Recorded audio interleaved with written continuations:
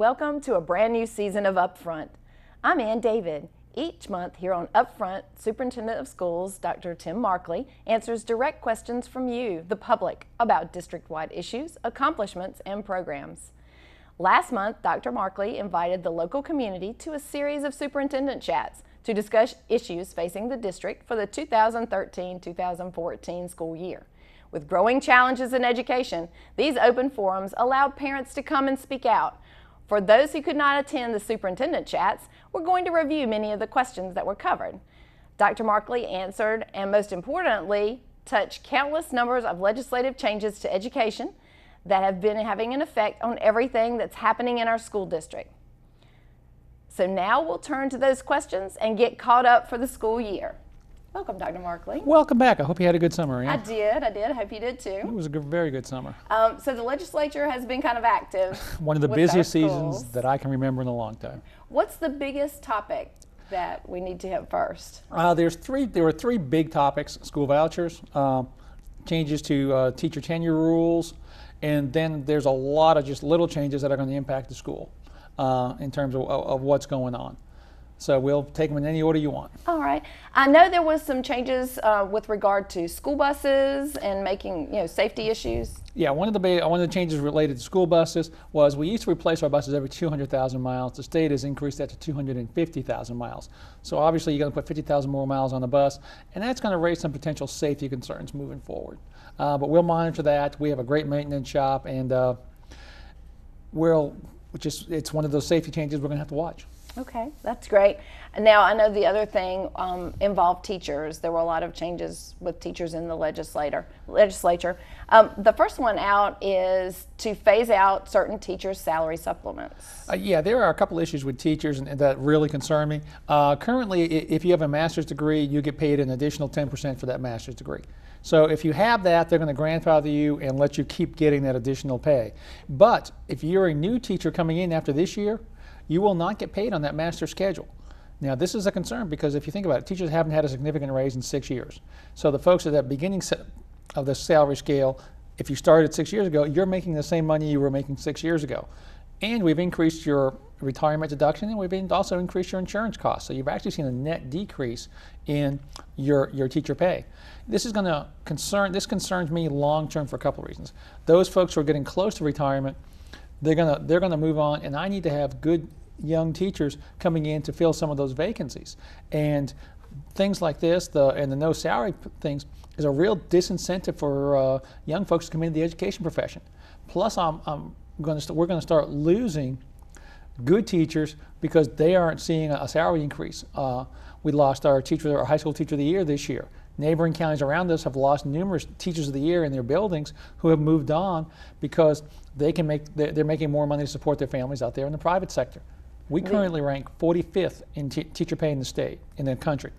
Additionally, when you look at it over the last decade, if you look at real purchasing power, our teachers have seen a negative growth in terms of that, and we rank 51st in terms of that negative growth in teacher take-home pay and that actual purchasing power.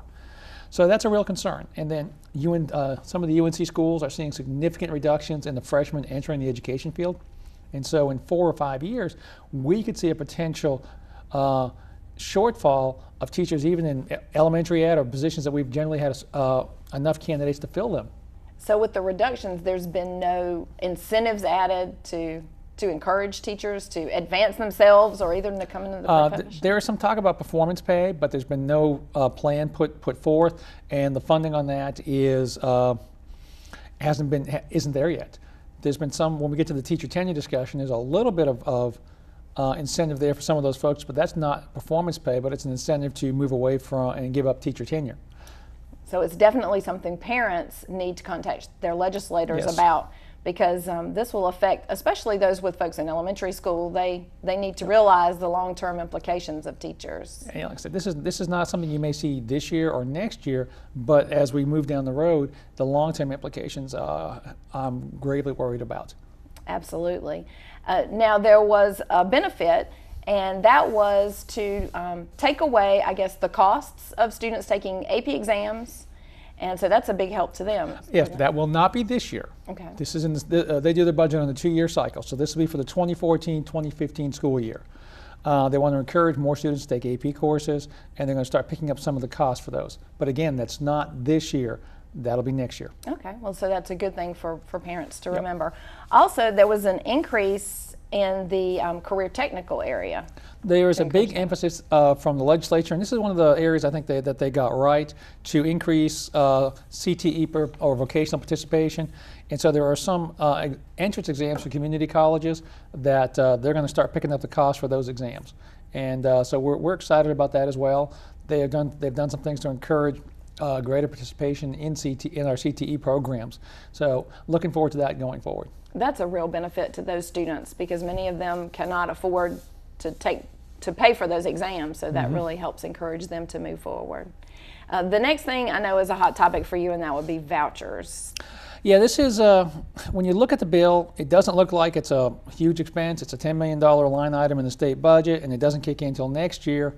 But what I'm concerned about here is just like with the teacher pays, the long-term implications of taking public tax dollars and sending it to private schools. And I have a couple of concerns with that. Primarily is private schools can be exclusionary.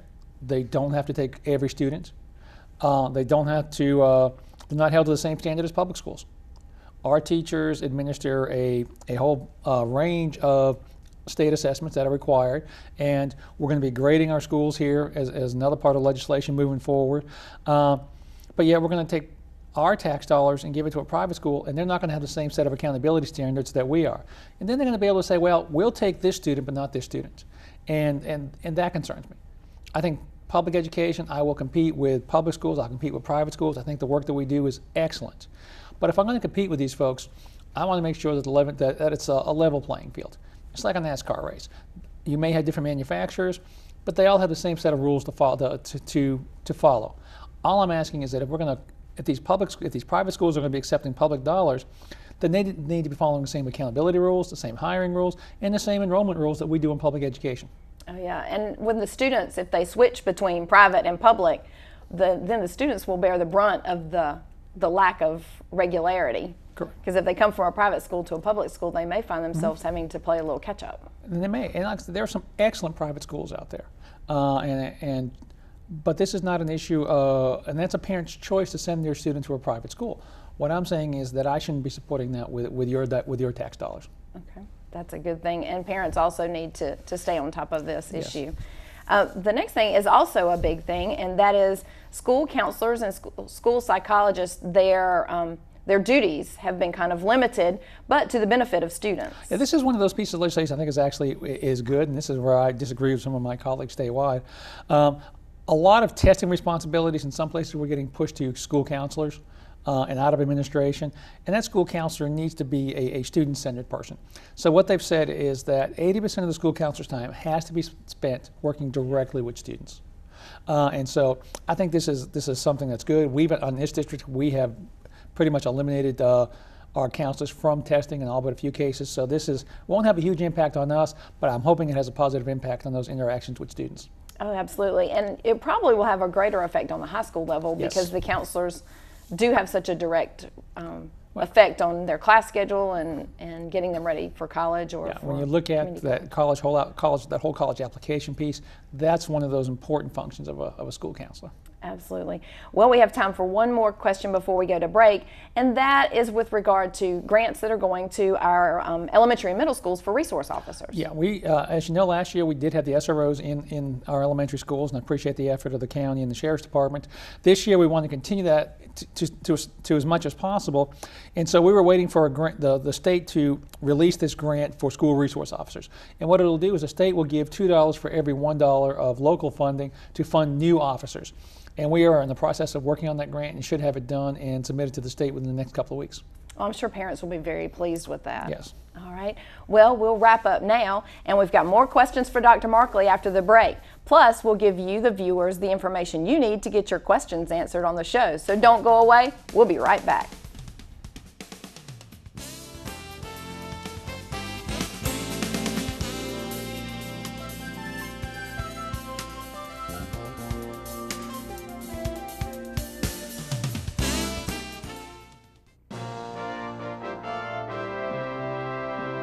I really don't know where I would be without music.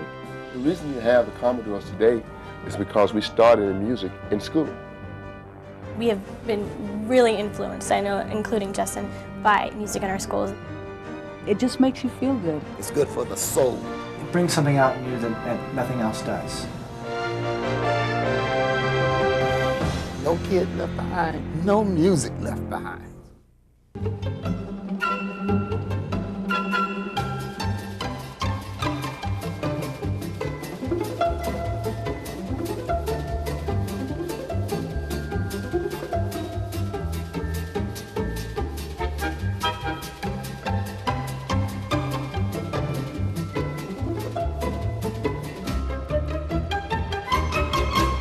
For more simple ways to fight the flu, visit www.flu.gov. Welcome back to UpFront with the Superintendent. Dr. Markley is with us this month answering questions that were presented in the 3 Superintendent Chats he recently held across the county. As in past years, the Superintendent Chats were strategically held across the district, allowing parents and community members from all parts of New Hanover County to participate. So now we're going to get back to all those questions with all our new legislative changes. The one that may be of interest to parents is the new panic alarm systems. There's now a state law that in the next 5 years, every school has to install a panic alarm. So what the state has done is they put together a grant program that'll match dollar for dollar what the local school puts in towards meeting that state requirement. And so those are going in already in some of our schools. And this is just part of a number of other changes around safety drills, around making sure that certain emergency prepared kits are in schools. They were very active in terms of safety at the legislature this year. Well, that's a good thing. I know a lot of parents, that's a big concern, especially sending their little ones to elementary school for the first time. You know, they want to be sure those things are taken care of, and it's great to know that we're on top of that. One of the next big things was maximizing instructional time. There's been a complaint that the number of tests and when we give those tests has sort of been creeping into the year and getting earlier and earlier. So the legislatures were listening, and what they've said is now all final exams shall be administered in the last 10 days for year long. That's going to be primarily our middle and elementary schools. And within the last 5 days for semester courses, which will impact our high school. And it's going to be a bit of a pressure on our high schools because we'll have to give those exams, and then if you have a makeup exam, tracking down those students at the high school to get them back in for their makeup exams. But the final exams, all final exams, have to be given the last 5 days at high school of a semester. Okay, well, it doesn't seem to be that much different than what we currently are doing, though. Well, it also has some other issues in there around limiting the number of pilot tests and some other middle of the year kind of tests that can be given.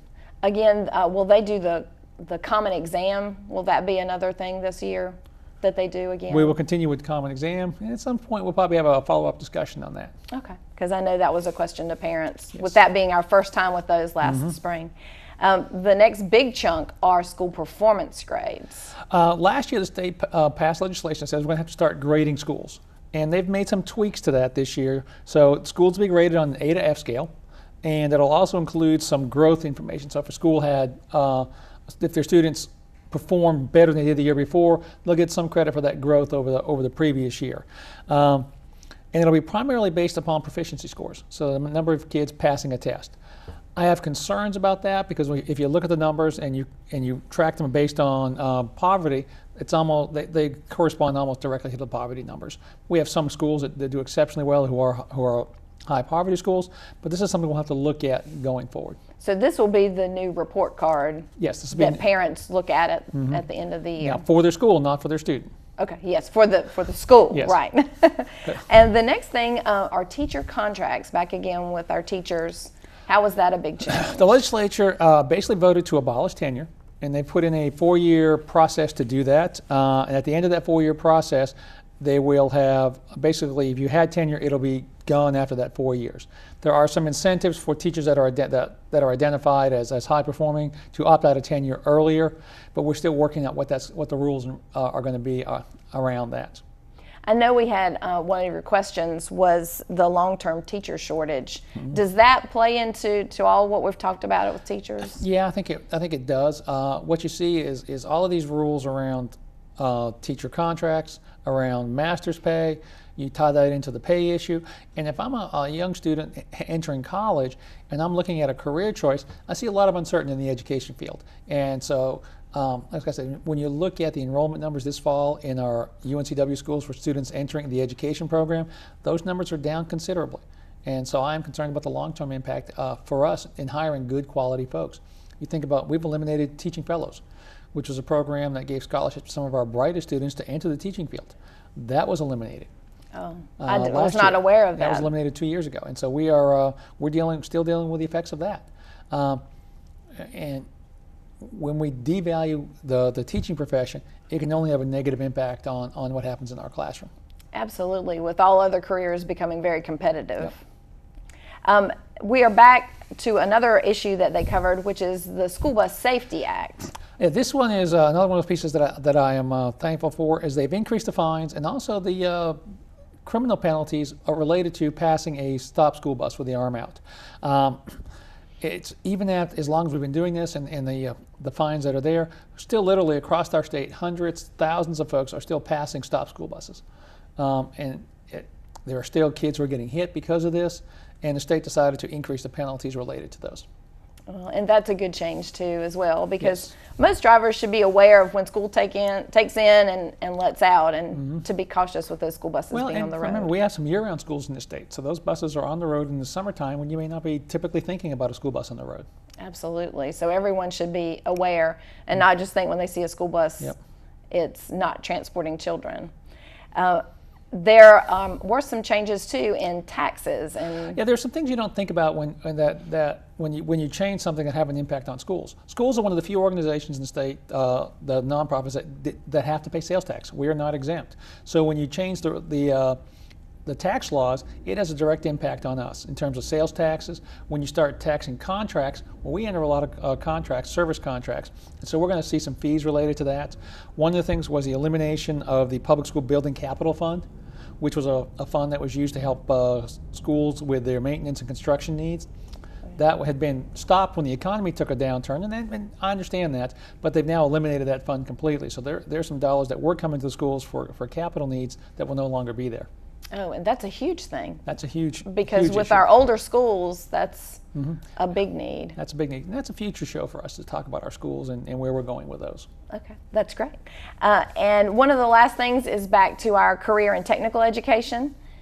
Some benefits with that as well. Well, the state board is going to establish 3 endorsements for high school diplomas: college ready, career ready, and then a college and career ready. So the state really wants to emphasize that while it's great if you want to go to a 4-year college, there's also a strong interest in gaining good technical and vocational skills, and that a 2-year college for some of our students may actually be a better option than a 4-year college. So we want to make sure that every student who graduates high school is ready to either go to college or to enter the workforce. And I remember when we had our person that's in charge of our career technical area on, and she discussed that it was also nice for kids that were going to college to try some of the career technical things, especially for like engineering, to kind of help them focus that engineering degree in a more specified manner. So we get so caught up sometimes in what our GPA is and if that's going to help us get into the college we want to, that sometimes we don't take courses that may actually help us long term. We may skip a cultural arts course, an arts course that may actually have some long-term benefit for us. We may not take a vocational course because it doesn't have the right grade point average to go with it. And that's a long-term concern for me, is that we get so focused on, I've got to go to this school, so I got to have these courses to get in there, that sometimes we miss those other courses that may have a long-term impact on in terms of what we're doing. Some of my best high school courses were career and technical shop courses. Even though I knew I was going to college, but those were the kinds of courses that helped me in the long run be successful in college and later. Oh, absolutely. And it's great to know that they're focusing on those as well. Well, we're going to go to another break, and then we have lots more questions. So don't go away. We've got more viewer questions for you. Plus, if you want to have the superintendent answer your questions about our school system, we've got the information for you right now. So get out a pencil and piece of paper and jot down these details. If you would like to have your questions about issues relating to our school system answered by Dr. Markley, then visit our school system's website at www.nhcs.net and click on the Parent tab, and then click on the Superintendent on the left side of the screen.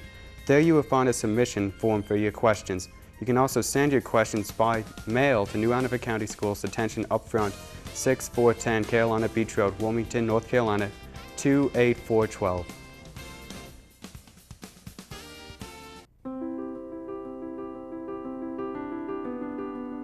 Mom? Yes?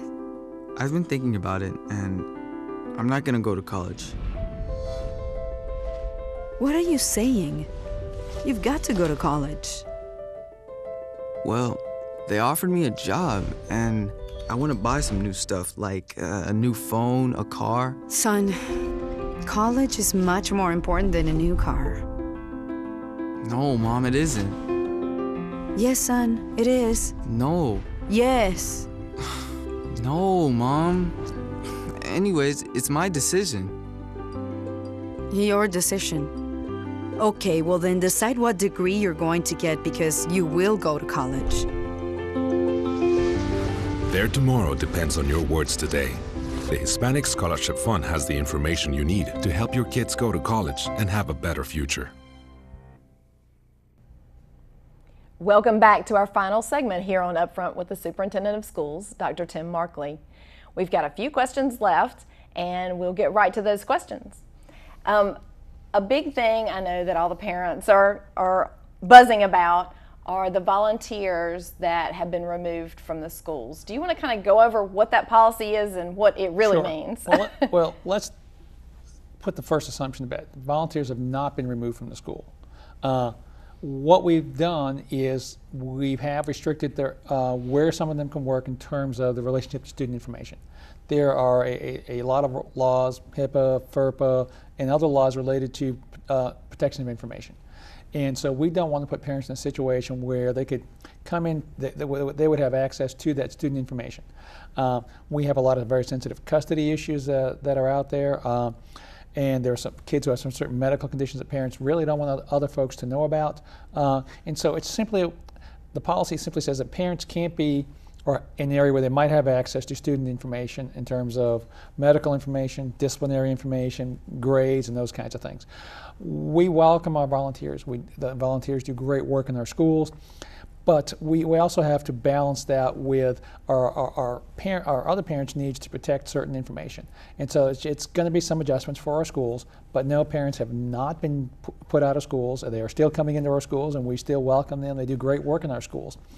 But there will be some adjustments in terms of what kind of access they have to information. And that's important too, because unfortunately, folks tend to jump to the far end of the spectrum. Yes. But you know, it's just a time of change, and we've just got to bear with the system to get everything like it should be to protect the students and the parents. Yep. Well, that's great. Thanks for clearing that up. No problem. The next big topic is the PowerSchool, the new student information database.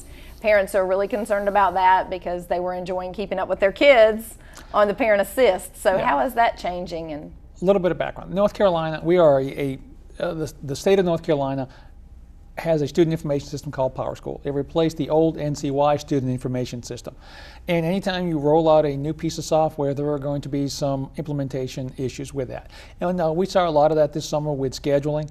The state took a program that in other places have taken a year or two to roll out and rolled it out in a much more compressed time frame here in North Carolina. So we're working through those issues. Our hope is that sometime around the middle of the first quarter to open up the parent access. I think once it's open, parents will see that it's actually got more features than last year, the old NCY system. So have a little patience with us. We want to make sure that once we do open it up, you're getting accurate information.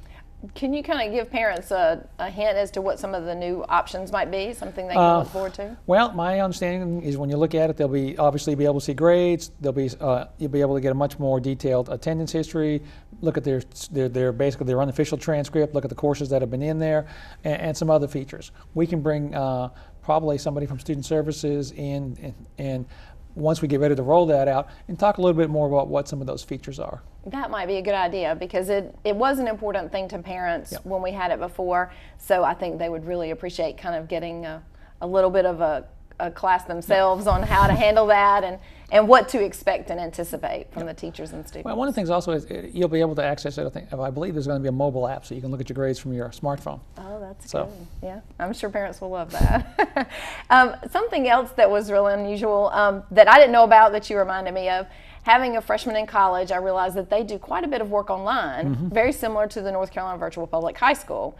And I was thinking to myself, and a lot of other parents had mentioned, it would be a good idea for our students to have an online class to kind of get an education in that before they graduated. And the State Board of Education last year passed a requirement that students in 6th grade would have to have at least one online class before they graduate. which is a great idea, because so much of it is going to technology and online classes. And even now, some of it's not only just straight online, but they're blended courses, half online, half face-to-face kind of courses.